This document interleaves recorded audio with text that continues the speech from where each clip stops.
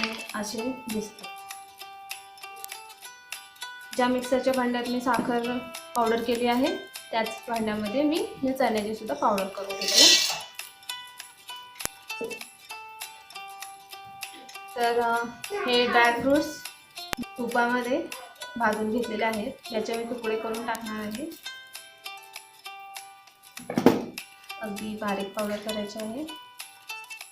1 cup तूप जरा फेटून घेऊया. यात टाकूयात आता आपण पावडर शुगर फेटून घ्यायचं आहे. 4-5 मिनिट आपल्याला छान फेटून घ्यायचं आहे. अगदी लुसलुशीत आणि हलकं होईपर्यंत. तुमच्याकडे बीटर असेल तर तुम्ही तेच वापरू शकता. 4-5 मिनिटे लागतील.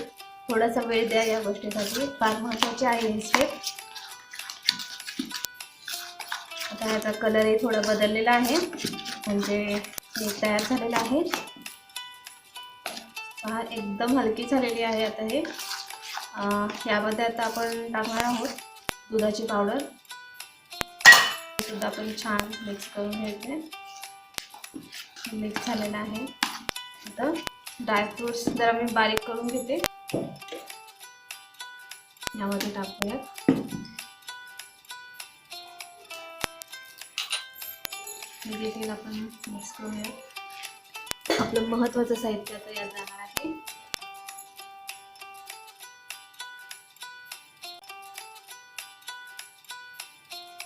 आता आपण छान मिक्स करून घेऊया.